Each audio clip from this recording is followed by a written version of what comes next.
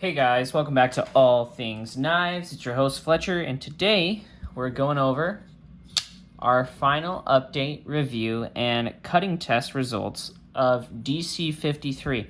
Now, not very many knives have used DC53 in the past, and recently several big YouTubers, and myself included, have picked up Make Your Own knives.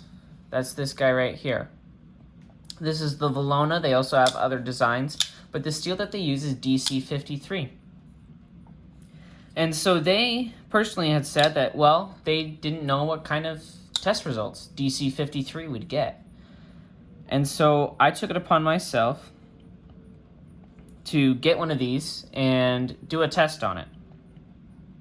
There are also going to be people doing other tests on this same exact knife. This knife is going to be sent over to Gerald at Outpost 76, and when he gets time in his schedule, I asked him, and he said he wouldn't mind testing this. So I'm going to send this over to him, and he's a busy guy, so whenever he gets a chance, he'll probably test this, because I think he's curious about it too, especially after the great conversation we had the other night about it. Especially wondering about Rockwell hardness and how this steel would perform at even higher hardnesses. So to break down the tests, I carried this knife as part of my daily EDC at work, just breaking down boxes, opening them. I didn't really have to cut too much cardboard, but most of my knives wear pretty quick because when I'm breaking down boxes on the tape, sometimes the tape doesn't always split evenly, and I actually end up just cutting the box instead of cutting the tape. So I actually do get a lot of wear on my blades just because I end up actually cutting a ton of cardboard throughout the day. And then I also do hard plastic shells. So I did that, and I did about 3 edges worth of that. And then I sharpened it again, 4th edge. All of them were at 17 degrees per side. They were on a 320, a 600, and then a fine ceramic. And then most of mine I actually just stropped with rough compound with green chromium oxide compound on just like a fine strop. And I just did those till they were deburred. But this one I did with a 5, a 3, and a 1 micron. And I got some pretty good results. So let's talk over my results that I got. So DC53. Fine edge, it didn't really last very long. 58.3 feet fine edge. Working edge, though, is amazing. Working edge here is 176.96 feet working edge for a total of 235.26 feet total. That is the highest number of any steel we've tested on the channel because we've mainly done budget steels, but this is performing really well. I need to compare this to some Chinese D2 to see how it does. I'm thinking maybe my Artisan Cutlery or my Civivi Elementum. And that was in a 1-inch section. If you actually look on here, you can see the Sharpie and the wear from the cardboard from cutting. This is definitely a lot sharper here than it is here in this spot. I cut until it would no longer cut copier paper without any snags. Let's go over the composition. It has 0.95% carbon, which is less than D2. It has silicone, which helps with, I believe it's toughness and overall strength of the steel.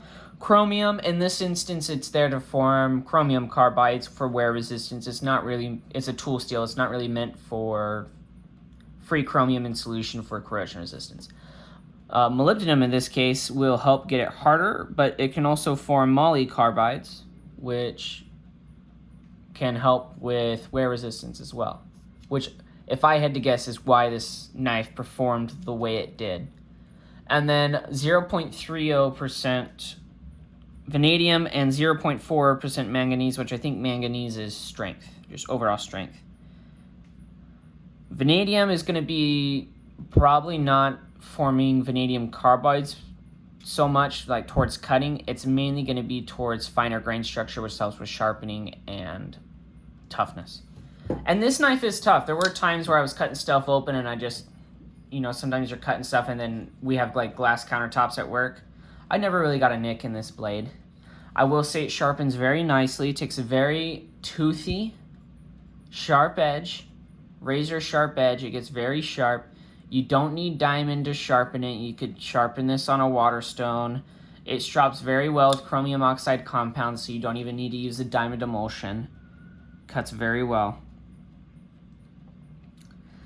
Let's see some other attributes of DC53. This is PVD coating. I wasn't really trying to test its corrosion resistance because it's a tool steel, you know, and I live in Arizona. But for those of you that are looking for a good budget steel that's stainless, stick with 14C 28N, 9CRs, 440C, steels like that. Ease of sharpening, very easy to maintain. There were a couple of days I was using this and then it would start to go to the working edge rather quickly, and I could strop it up and then the razor edge was back maybe a minute. It was good to go. So the results, I mean, pretty good. That's pretty good. For a budget steel, I paid 45 bucks for this and it came to me. 235.26. And I could tell that the fine edge from my carry did fade rather quick and drop to the working edge rather quickly. But I did notice the working edge lasted a really long time. And in fact, the working edge that it maintains is really sharp. The working edge is really, it stays on that thin line for a really long time between shaving and not shaving. It stays on that thin line for a very long time and then it starts to degrade. And that's what I was noticing during this cut test that I performed on the cardboard, is that it felt almost like it was razor sharp, but I would try to go to shave and it just wasn't. Now, some talking points that I wanted to bring up about the steel that I was talking to Outpost 76 about was that 235.26 feet. That is really good. And this is in a range from 58 to 60 Rockwell. But this steel has an attainable hardness of like 64 maximum. So what really piqued my curiosity is what would happen if they were able to heat treat this steel to 64 Rockwell in a budget knife.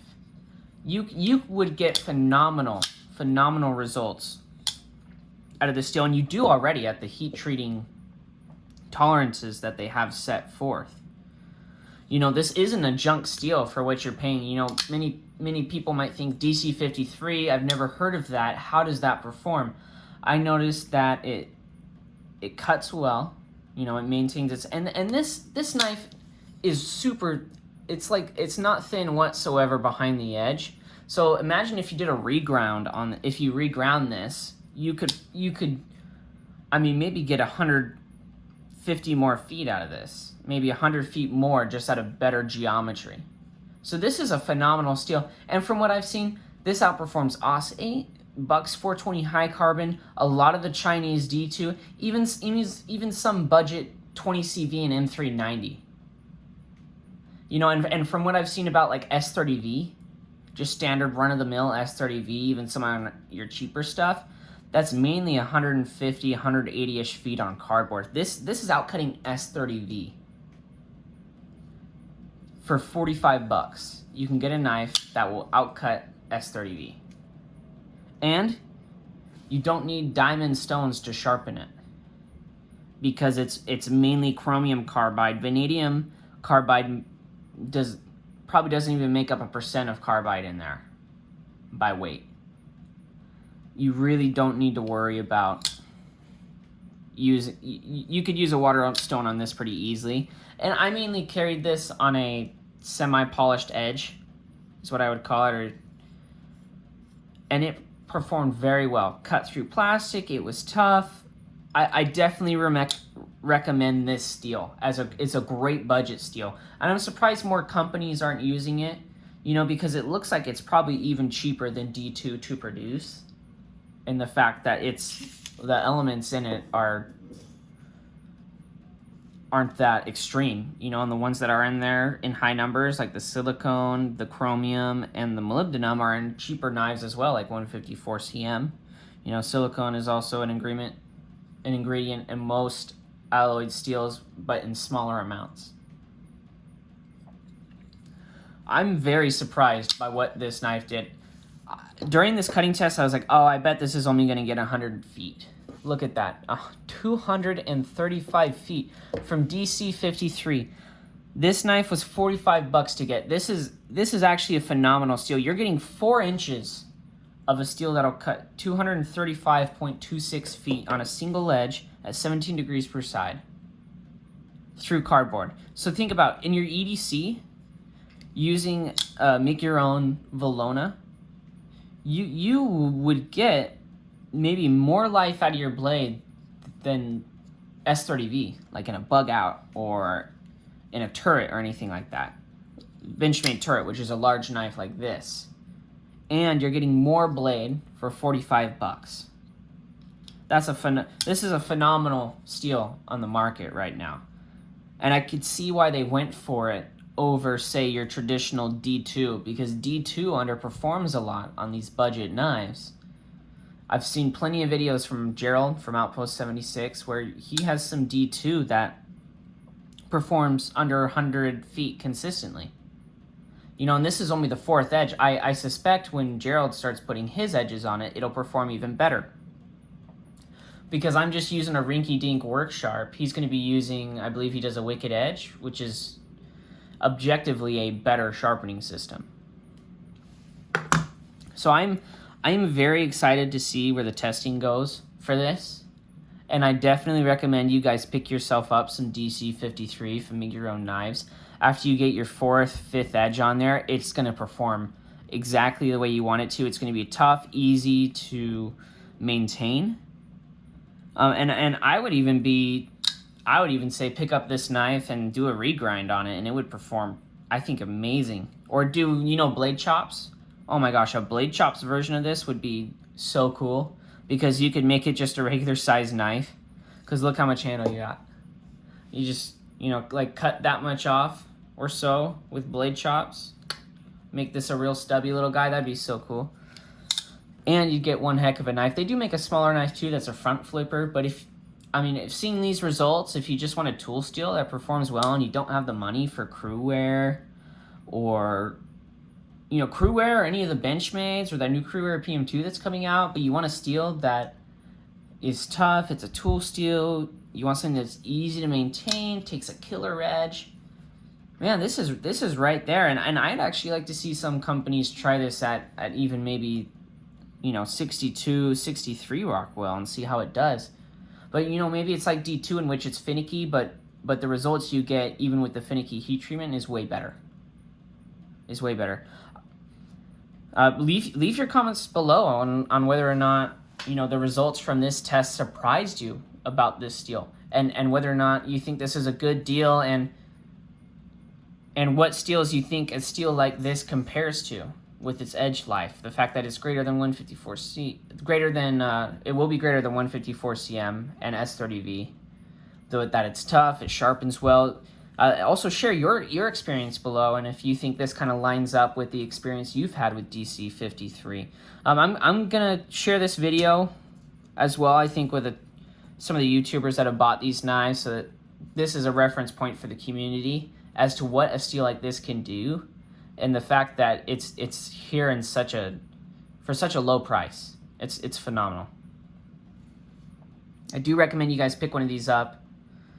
But as always, leave your thoughts down below in the comment section. Like, share, subscribe, share this. Let's get some news out about this DC53, because there's not many testing videos out there. And I'm excited to see where this goes after Gerald puts some of his edges on it as well. As always, thanks for watching, guys. Stay sharp.